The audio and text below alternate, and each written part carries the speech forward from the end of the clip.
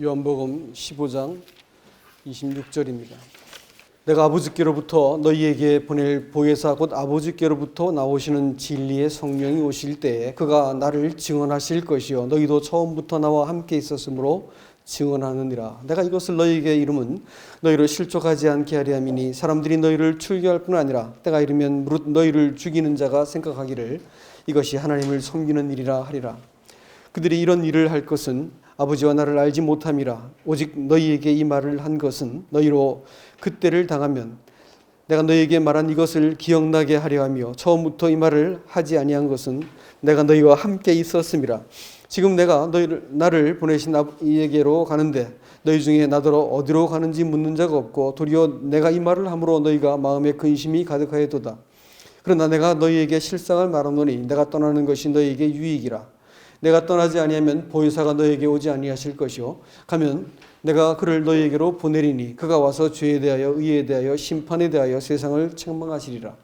죄에 대하여 하면 그들이 나를 믿지 아니하며 의에 대하여 하면 내가 아버지께로 가니 너희가 나를 다시 보지 못하며 심판에 대하여 하면 이 세상 임금이 심판을 받았음이라. 내가 아직 너희에게 이를 것이 많으나 지금은 너희가 감당치 못하리라. 그러나 진리의 성령이 오시면 그가 너희를 모든 진리 가운데로 인도하시리니 그가 스스로 말하지 않고 오직 들은 것을 말하며 장래 일을 너희에게 알리시리라. 그가 내 영광을 나타내리니 내 것을 가지고 너희에게 알리시겠음이라. 무릇 아버지께 있는 것은 다 내 것이라. 그러므로 내가 말하기를 그가 내 것을 가지고 너희에게 알리시리라 하였노라. 조금 있으면 너희가 나를 보지 못하겠고 또 조금 있으면 나를 보리라 하시니. 여기까지 말씀하겠습니다.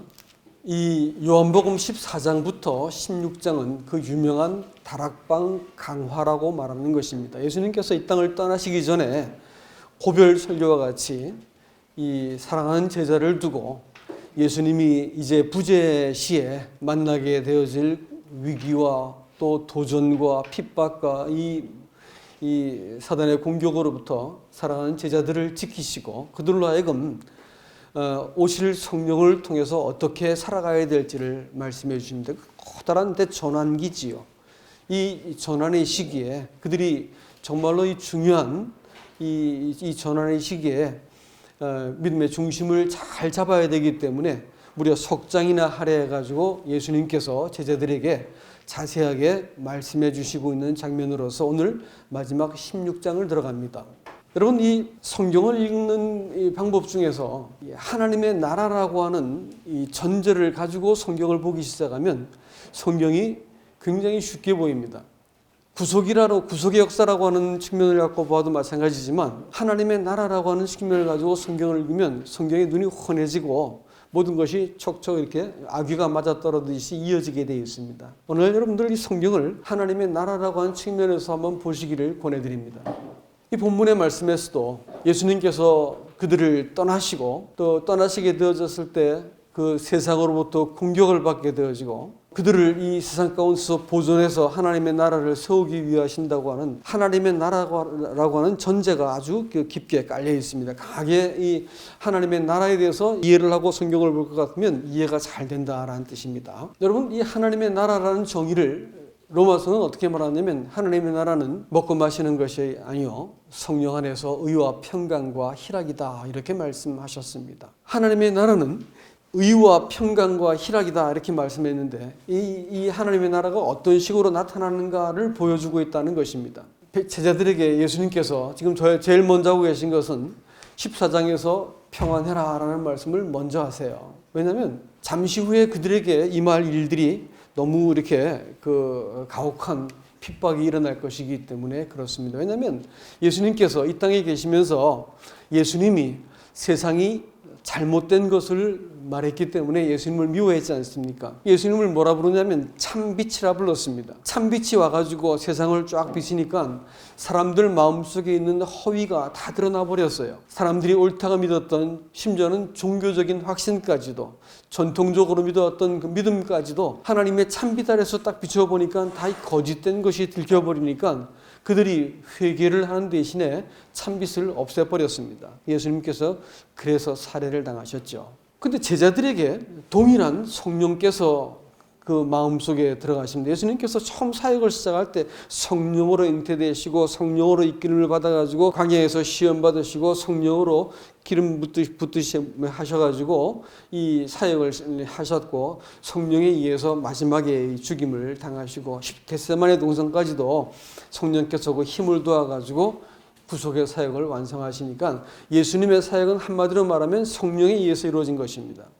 근데 그 성령이 통일한 분께서 성도들의 마음속, 제자들의 마음속에 찾아오셨어요.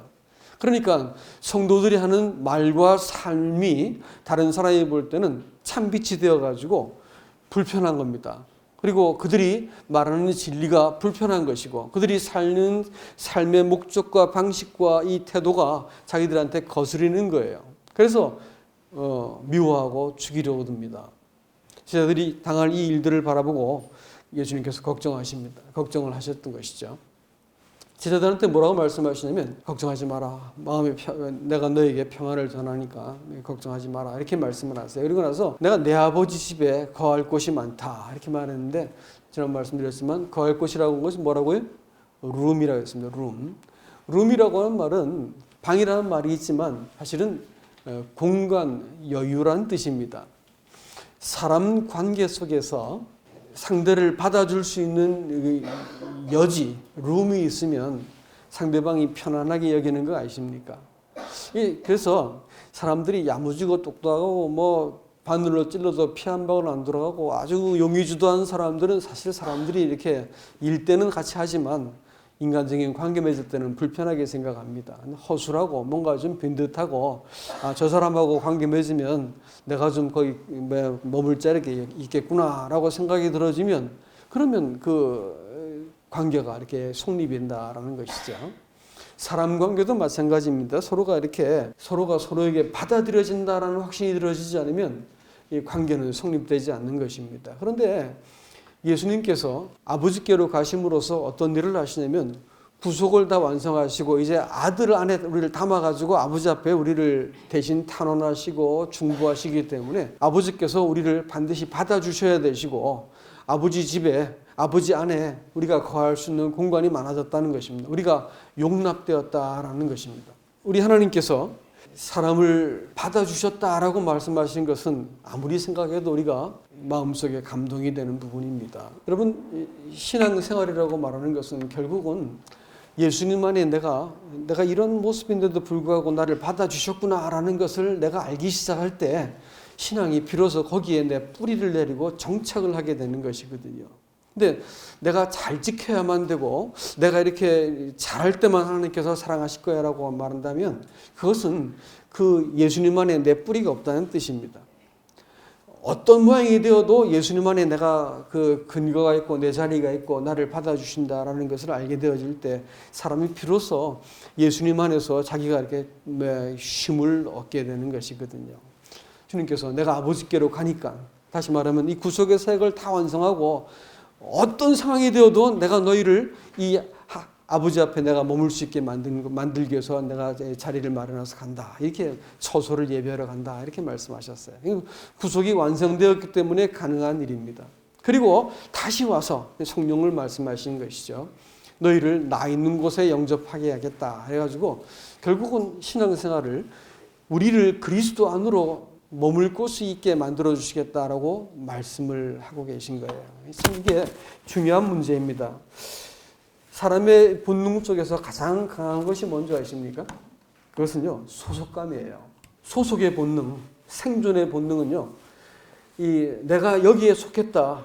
이건 정말로 그 사람이 거기가 건드려지면 못 견딥니다. 내가 누구에게 속했다라고 말하는 것, 또 가정이 되었든지 교회가 되었든지 하여튼 내가 나를 있는 그대로 받아주고 용납해주는 어떤 대상이 있다라고 말하는 그것은 우리가 이 땅을 살 수 있는 힘을 줍니다. 주님께서 우리에게 평안을 말씀하실 때 내가 너희를 받았다라고 말씀하시고 아버지 안에 너희가 머물 수 있는 이 처소를 준비해놨다 이렇게 말씀을 하세요. 손자를 키우다 보니까 이제 둘째 손자가 태어났어요. 그랬더니 아이가 비로소 이제 자기 존재감이 흔들리기 시작하잖아요.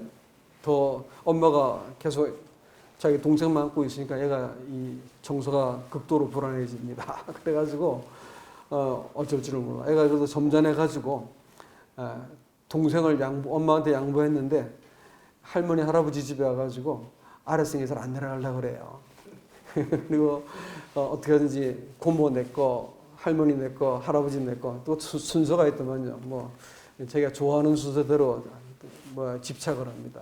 그래서 다른 사람을 안고 있다거나 얘기를 하면 애가 못 견뎌서 자기만 바라보라 하고 자기를 안아달라 하고 또 둘을 다 안으려고 그러면 안 되고 내려놓고 나 자기만 안아라 뭐 이러더라고요.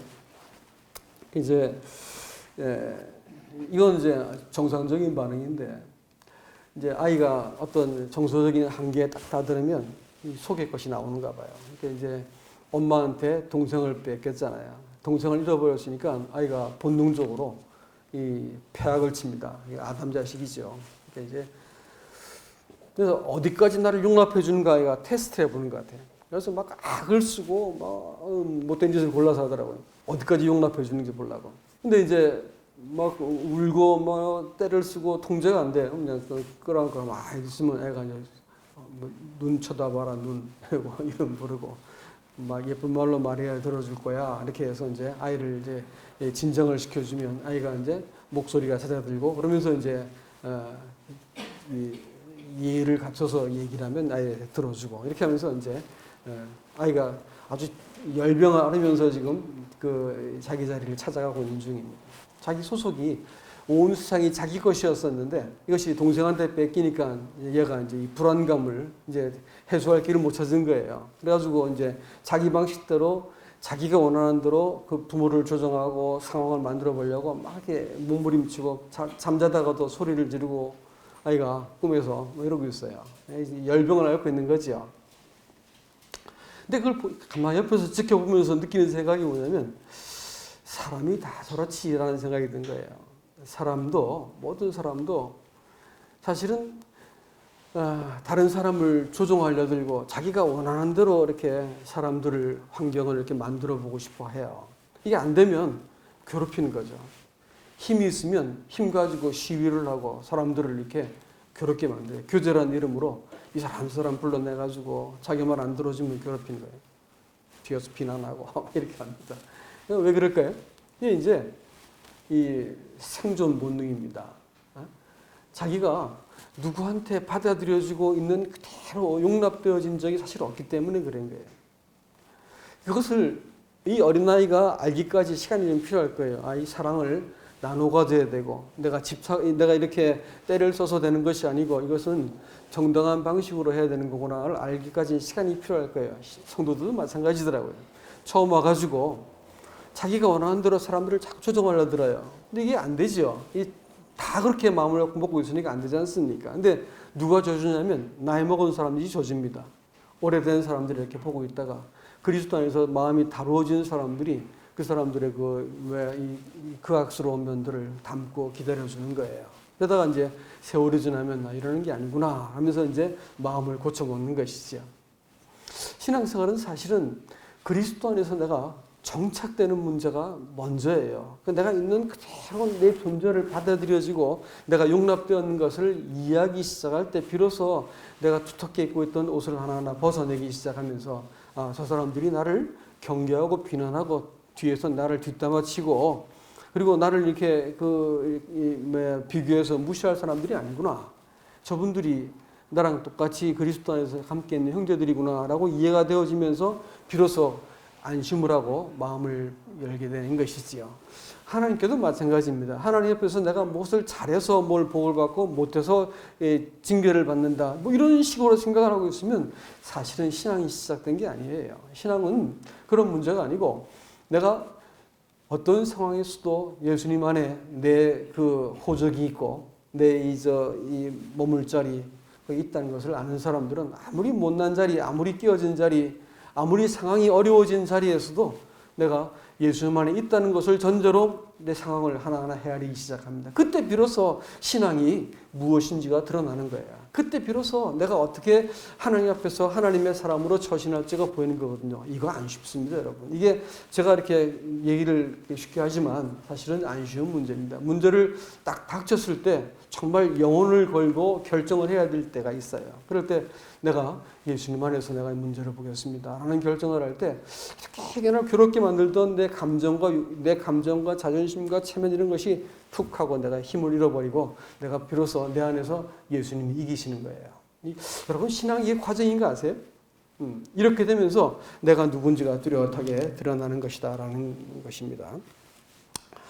이제 결국 사람들이 이와 같은 사람이 하나님 앞에서 조종돼 나가는 것이 신앙의 과정이다. 이렇게 이제 볼 것 같으면 예수님께서 이 땅에서 먼저 너희가 평안해라 라고 말씀하신 것은 굉장히 중요한 의미가 있겠죠.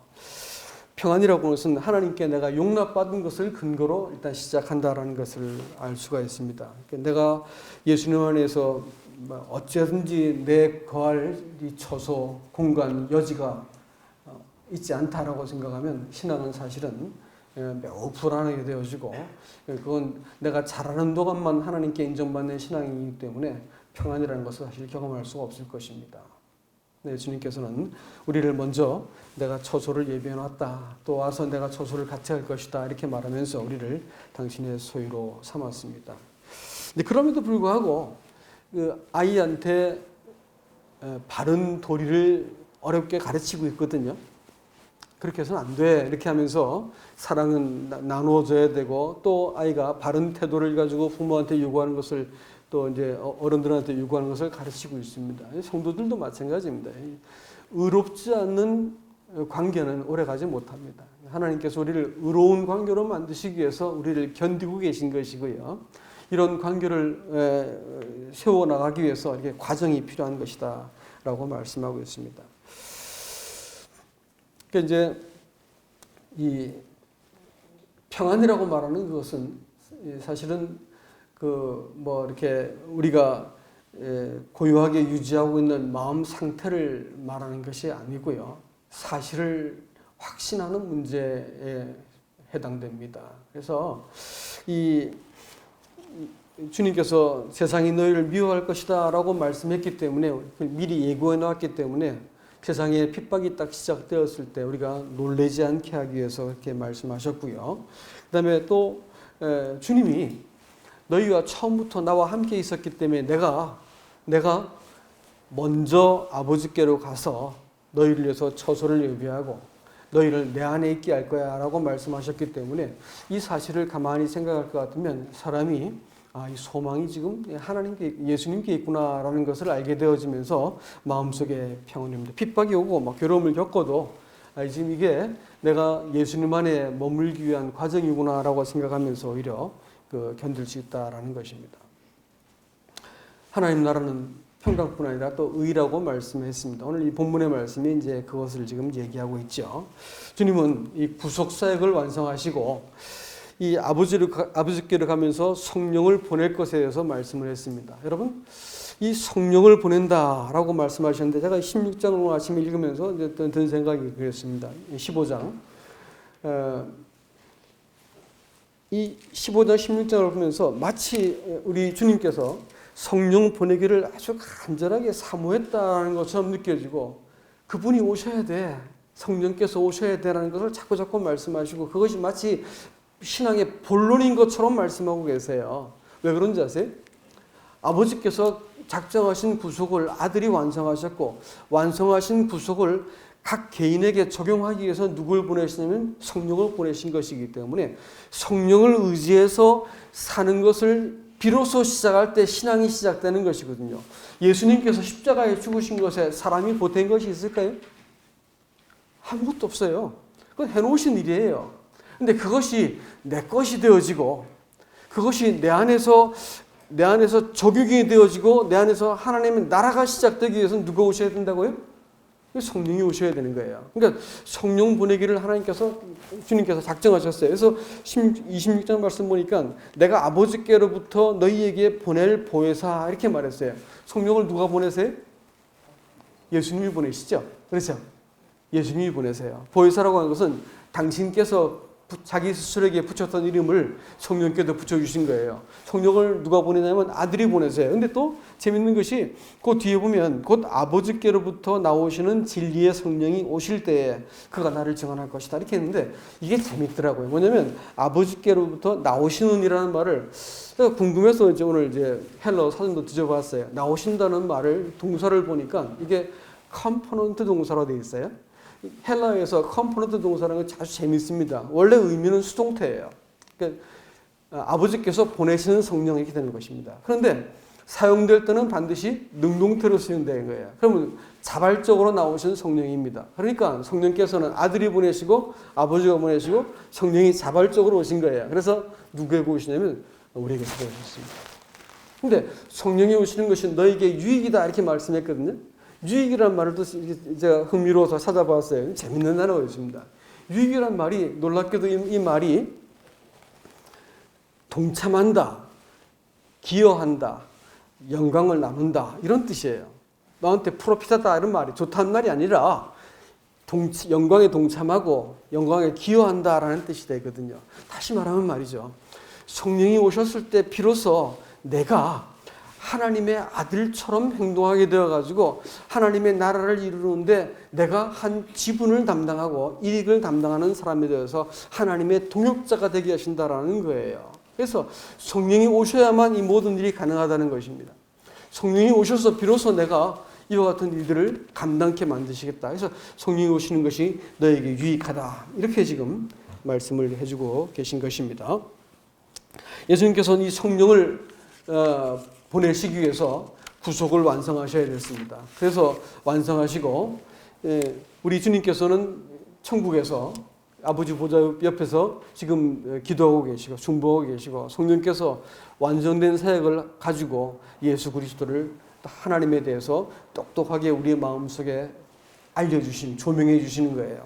사람이 구속을 완성하신 그리스도를 통해서 아버지를 바라보게 되어질 때 하나님을 안 만큼 그리스도를 안 만큼 이 썩어질 세상 이 거짓된 본성에 휘둘리지 않고 인생을 살 수 있습니다. 이게 잘 안 되기 때문에 이 성령을 통해서 아버지와 아들을 잘 보지 못했기 때문에 신앙생활이 그렇게 소란스럽고 다투고 문제를 일으키고 쩔쩔매는 거예요. 성령을 통해서 아들을 보고 아버지를 본 사람들은 그렇게 하지 않거든요. 이 점이 참 신앙생활에 커다란 이 문제라고 하는 것입니다. 성령께서 이 땅에 오셨다라고 하는 것은 다른 한편에서 볼 것 같으면 이런 의미가 있습니다. 사람들이 예수를 십자가에 죽입니다. 왜 죽일까요? 참빛이라서 죽여요. 아세요? 예수님이 죽으신 이유가 세상이 거절한 이유가 뭐냐면 예수가 내가 옳지 않다는 것을 폭로해 버리셨어요. 내가 갖고 있는 가치관, 내가 살아갈 때 내가 쓰던 이 무기들, 내 자신이 하나님 앞에 잘못된 것을 폭로해 버리니까 예수님을 죽여버린 겁니다. 그래서 예수님은 십자가에서 순교당하신 거, 살해당하신 겁니다. 살해를 당하신 거예요. 사람 손에 의해서. 근데 아버지께서 아들을 살리시고 하늘로 올리셨어요. 최초로. 이건 뭘 말할까요? 예수가 옳다는 것이죠. 세상이 잘못됐다는 걸 말하는 겁니다. 그리고 나서 예수께서 하신 일들을 증거하시기 위해서 성령을 보냈다면 성령이 이 땅에 오셨다는 것은 무엇을 의미할까요? 세상이 이미 정죄받았다라는 겁니다. 하나님 앞에서 유죄 판결을 받았다. 성령이 오셨다는 것만 가지고도 세상은 유죄 판결을 받았다라는 것을 우리에게 얘기해 주신 것입니다. 성령이 오셔가지고 하는 일이 뭐냐면 그렇기 때문에 그 참빛을 각 개인에게 비추어서 너 잘못됐지. 이걸 자꾸 비추어 주시는 거예요. 그러니까 성령이 오셔야만 비로소 사람들이 하나님께 진정한 의미의 회심을 할 수 있는 것입니다. 사실 세상을 책망한다. 죄에 대해서, 의에 대해서, 심판에 대해서 세상을 책망하시기 위해서 성령이 오신다라는 말은 제가 복음을 전할 때 쓰는 말이에요. 복음 전할 때 사람들의 죄에 대해서, 참된 의에 대해서, 하나님의 심판에 대해서 말할 때 사람들이 회심으로 합니다. 세상을 책망하는 거예요. 세상이 뭐냐는 거예요. 근데 세상이 믿지 않는 이 사람들을 말할까요? 그렇다면 이것은 바깥에 나가서 설교를 하셔야 될 문제이지 제자들을 모아놓고 하실 말씀이 아니잖아요. 그렇잖아요? 이 제자들에게 하고 있는 말이거든요. 그럼 세상은 뭘 말할까요? 우리들 가슴 속에 있는 세상입니다. 성도들 마음속에 세상이 있어요. 여러분, 배가 물 위에 떠 있는 것은 문제가 될 게 없습니다. 그렇죠? 근데 배 안에 물이 있으면 어떻게 될까요? 어디서 물이 들어오는지 모르겠어요. 어떻게 될까요? 그거 위험한 거죠. 그럼 배가 파손할 수 있다는 것이죠.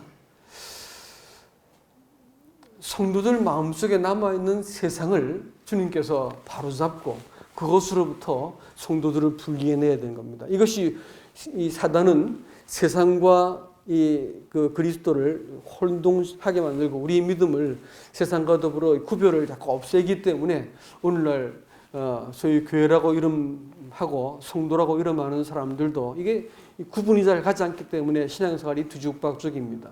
주님께서는 이것을 분명하게 구분하고 계세요. 그래서 죄에 대해서 책망하신다 이렇게 말할 때 누구를 책망할까요?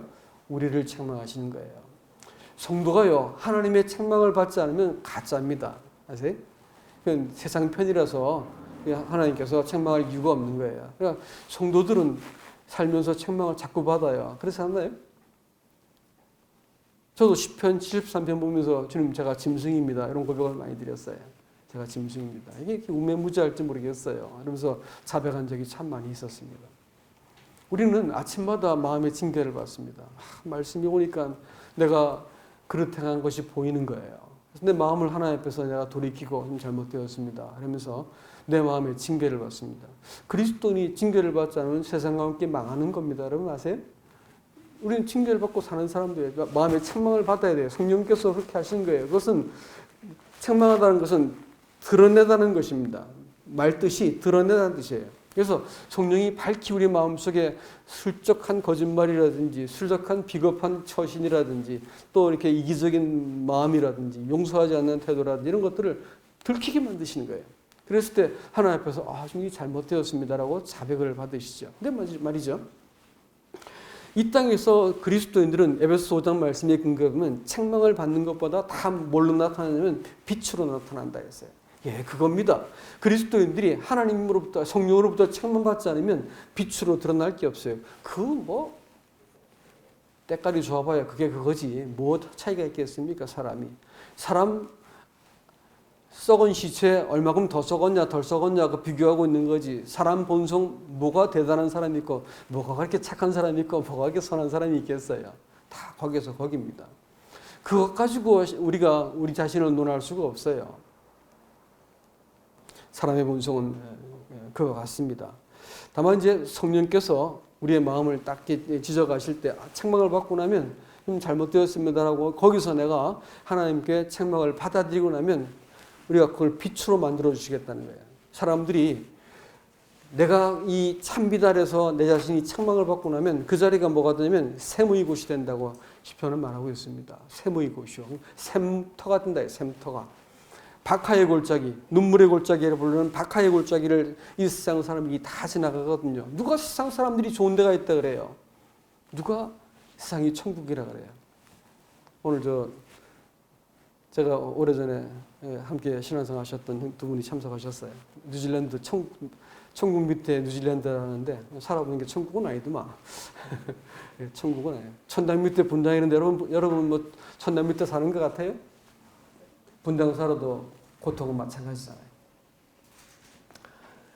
이 세상 사람은 다 고통받고 살아요. 근데 어디서 사람들이 샘물같이 시원한 물을 마시냐면 내가 이렇게 못난 사람이고 이렇게 연약한 사람이었는데 주님이 도우셨어요. 주님이 나를 책망하지 않으시고 주님께서 내가 이 위기 가운데 나를 도우셨습니다. 주님을 딱 말하기 시작할 때 책망받은 그것을 하나님께 고백을 할 때 내가 회복이 되어지고 그것을 다른 사람한테 말할 수 있으면 다른 사람이 거기서 시원한 물을 마시듯이 일어나는 거예요. 교회가 그래야 되는 거예요. 자기를 가리고 문제없는 것처럼 하고 자기를 잘 이렇게 숨겨서 표정을 유지하는 것이 교회가 아니고요. 넘어지고 깨지고 눈물이 나고 또 이렇게 못난 모습을 보여주어도 이런 사람을 주님께서 이렇게 세우셨습니다라는 것을 말하기 시작할 때부터 나는 그 컴플렉스, 그 문제로부터 벗어나기 시작하는 겁니다. 하나님께서 돕기 시작하고 사람들이 어느새 내 주변에서 내가 그 고통 가운데 도우신 하나님, 그 예수 그리스도를 함께 공유하려고 내 주변에서 내 말을 듣기로 원하는 거예요. 저는 참 구원받기 전에 제 스스로 정죄를 많이 받은 사람이었습니다. 그래서 구원받고 나니까 너무너무 좋은 거예요. 너무너무 좋은 거예요. 하나님께서 내 인생을 이렇게, 나 같은 인간을 이렇게 받으셨나 싶으니까 성경을 보는데 눈물이 나고 또 나 같은 인생을 함께 하신 주님이 너무너무 좋은 거예요. 이걸 사람들한테 말하기 시작하는데 주일날 교회만 가면 사람들이 그렇게 주변에 많이 모여 있어가지고 저 사람 보고 내 연애를 해야 되는데 아내하고 내 연애할 때인데 주변에 사람들이 많아가지고 이렇게 잘 이렇게 만나지 못했다. 그렇습니다. 왜 제가 말을 잘하거나 뭐 대단한 사람이 아니었는데 최소한 하나님 앞에 솔직하게 노래겠죠. 정직하게 내 있는 연약함들을 말하기 시작했는데 사람들이 그 얘기 듣고자 하는 거예요. 이상하더라고요. 제가 뭐 성경을 알면 얼마나 알겠어요. 20살짜리가. 근데 하나님 앞에서 내가 연약한 것을 이렇게 자백을 하고 그것을 고백하는데 사람들은 그 얘기를 듣고자 하는 거예요. 그리고 사람들이 회복이 일어나는 것을 보게 되었습니다. 신앙생활은 그거예요.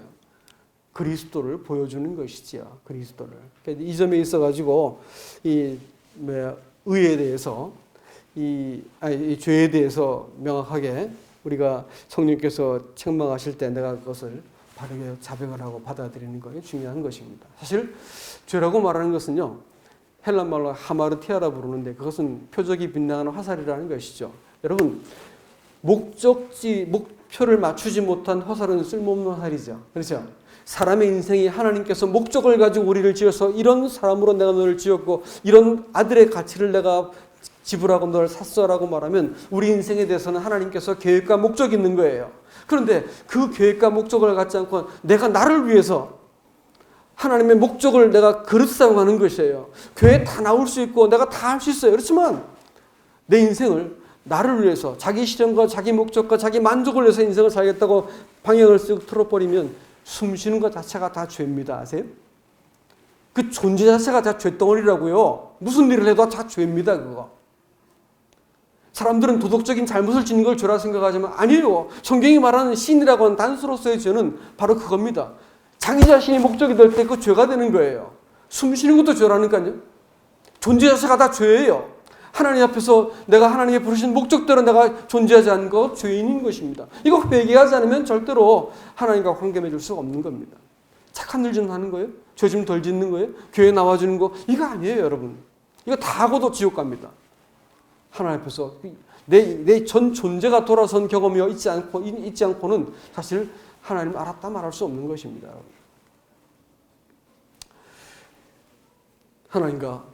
하나님을 사랑하지 않는 것, 하나님에 대해서 갈망을 품지 않는 것, 그걸 죄라고 생각하지 않지만 성경은 그걸 죄라고 말하거든요. 누구든지 주를 사랑하지 않는 자는 저주를 받을지어다라고 말했거든요. 하나님이 원하신 것은 이 관계는 영생이에요. 근데 이 영생을, 이 관계를 내가 이런 예식 같은 걸로 대충 때우고 주일날 좀 나와주고 헌금 좀 해주고 이런 것으로 때우려고 드는 거예요. 이렇게 영혼 없는 관계는 사람도 싫어하는데 하나님께서 받으시겠어요? 하나님께서 우리 마음, 우리 전 존재를 다 요구하고 계세요. 근데 우리가 하나님 앞에 이 관계 맺지 않는 것, 그걸 성경은 죄라고 부릅니다. 말씀이 좀 길어지네. 의에 대해서 좀 말씀드리겠습니다. 의라고 하는 것은 아버지께 내가 가기 때문에 너희가 나를 보지 못한다 이렇게 말했습니다. 의는 예수님 자신을 가리키는 거예요. 세상에 예수님이 안 계시면 이 세상에는 의가 없다는 것입니다. 그런데도 사람들이 예수님이 아니라 자기가 옳다는 것을 붙들고 신앙생활을 유지하려 들고 자기를 자꾸 쌓아가려고 하는 겁니다. 이게 이제 성경은 그것을 하나님께서 책망하신다. 성령께서는 그 예수 그리스도가 아니라 자기를 근거한 선행과 확신과 어떤 그 좋은 견해 같은 것을 내가 옳다고 믿는 것을 그거 아니야 이렇게 말씀하시는 거예요. 많은 사람들이 그걸 잘 모르죠. 자기가 생각한 것을 도덕적인 어떤 그 성경에 말하는 어떤 그 규율에 내가 나를 맞춘 것을 의롭다고 생각하지만 성경이 말하는 의는 예수 그리스도밖에 없습니다.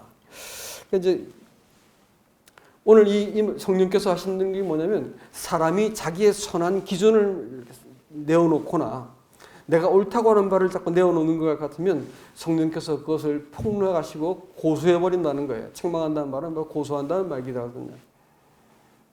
용납하지 않겠다는 겁니다. 우리의 의가 우리의 기준과 우리의 생각을 가지고 하나님 앞에 서는 것도 하나님께서 그걸 가증하는데 이걸 가지고 다른 사람한테 적용을 해요?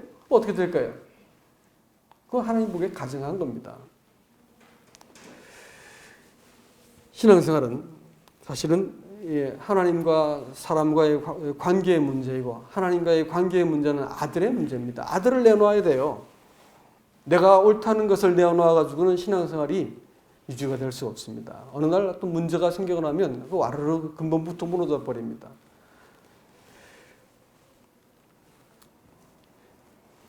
사람들이 자기 기준을 내려놓아야만 비로소 그 사람이 보입니다. 또 자기 입장을 내가 내려놓아야만 다른 사람의 마음이 보이기 시작하고요. 이 관계가 맺어지지 않으면 하나님께서 우리 가운데서 교회를 또 이룰 수가 없습니다. 하나님께서 이 교회를 이루기 위해서 하나님 편에서 문제를 바라볼 수 있는 사람들이 되도록 만드셨습니다. 말씀을 빨리 맺을게요. 심판에 대해서 성경이 말씀하시는 바는 그렇습니다. 세상 임금이 심판을 받았습니다. 이렇게 성경이 정의하고 있는데 그것은 뭐냐면 공중의 권세 잡은 자가 심판을 받을 때 사단도 거기서 함께 정죄와 심판을 받았다라고 말하는 거예요. 그런데도 불구하고 성도라고 하는 사람들이 공중의 권세 잡은 자가 뭐 하는 거예요? 생각을 가지고 사람들을 속이고 감정을 가지고 사람들을 이렇게 속이는 존재가 세상 임금 아닌가요?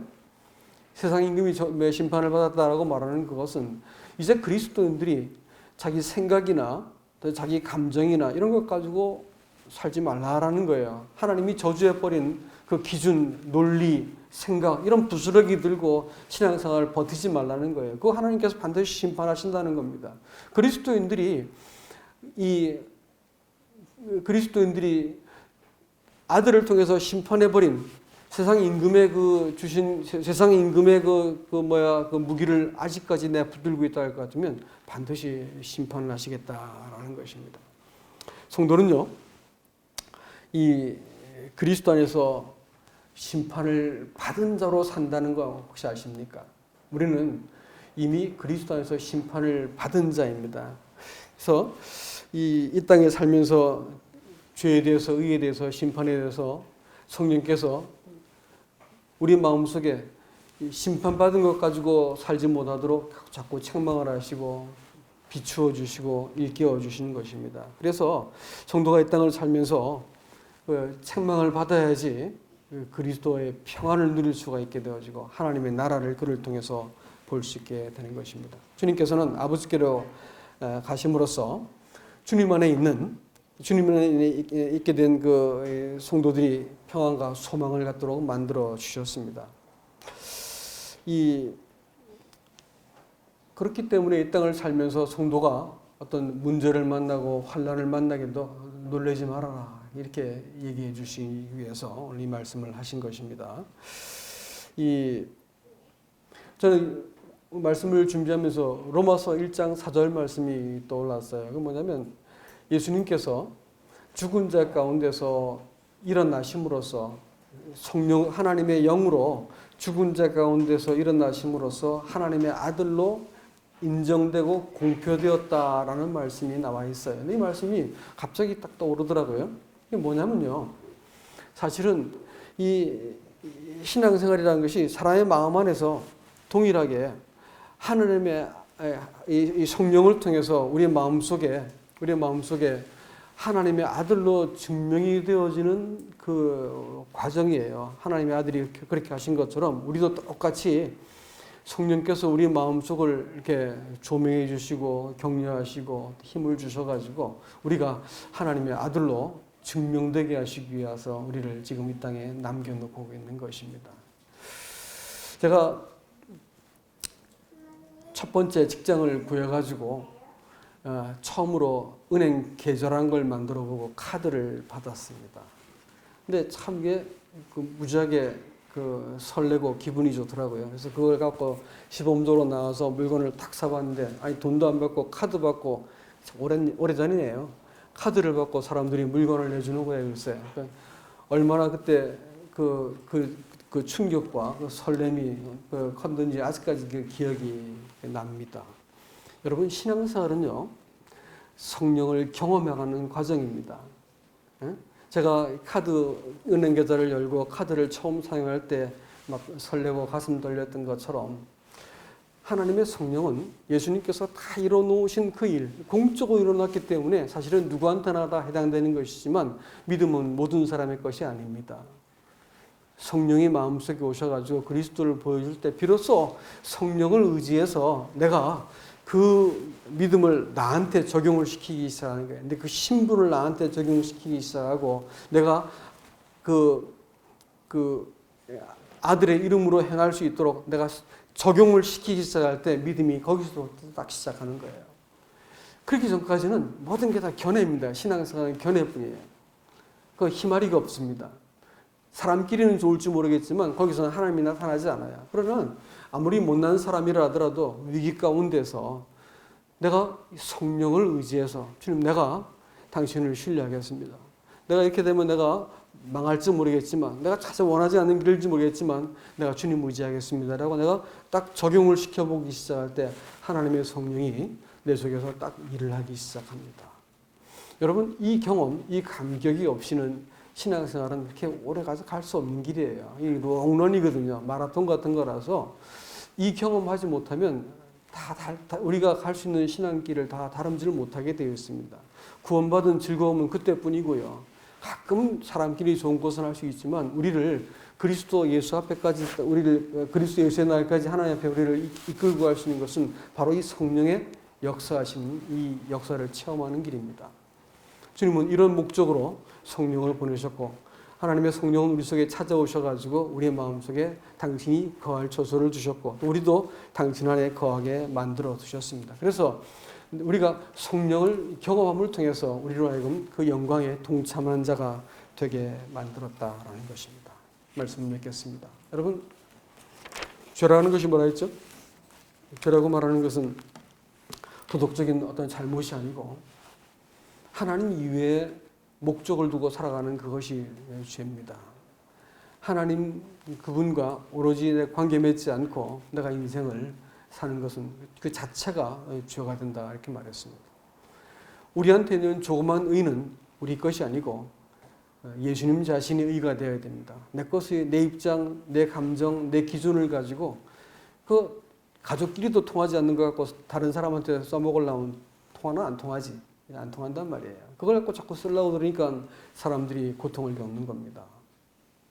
그러니까 우리는 예수 그리스도의 의를 사용하지 않으면 우리는 참 이 땅에서 하나님 나라를 보기가 어려울 것입니다. 가정도 어렵게 되고 교회도 어렵게 되고 하게 됩니다. 우리 개인의 삶도 자기 의를 다른 사람이 인정받기 위해서 사는 거 참 그것만치 고단한 게 없어요. 인정받기 위해서 뇌물 써야 되죠. 뭐 호의 베풀어야 되죠. 힘자랑해야 되죠. 거짓말도 해야 되죠. 이래가지고 관계를 겨우 맺고 있는 거예요. 그건 자기를 속이는 겁니다. 여러분, 예수 그리스도 자신을 내어올 수 있는 이 간증이 필요할 때입니다. 그리고 심판도 마찬가지죠. 심판이라고 하는 것도 주님께서 심판하신 것 갖고 우리가 놀지 말자고요. 우리는 그리스도 안에서 심판받은 자들입니다. 그렇기 때문에 그것 가지고 내가 옳다는 논리를 가지고 그것 사용해서 하나님 앞에 서고자 하는 그것은 하나님 보시기에 가증하고, 다른 사람에 대해서도 심판이란 말과 정죄란 말이 같은다는 거 아시죠? 저지먼트입니다. 근데 이걸 가지고 내가 다른 사람한테 그걸 사용한다 할 것 같으면 그것은 정말로 어려운 일이 벌어지게 되어 있습니다. 우리가 하나님 앞에서 참 이 주의 성령이 우리에게 주신 것 가지고 설 수 있기를 바라고요. 또 성령의 책망받는 것을 두려워하지 마시고, 우리가 이 책망이 교회 가운데 넉넉해져 가지고 우리로 하여금 이곳이 누구든지 와서 마실 만한 물이 있는 교회가 될 수 있기를 원합니다. 이상입니다.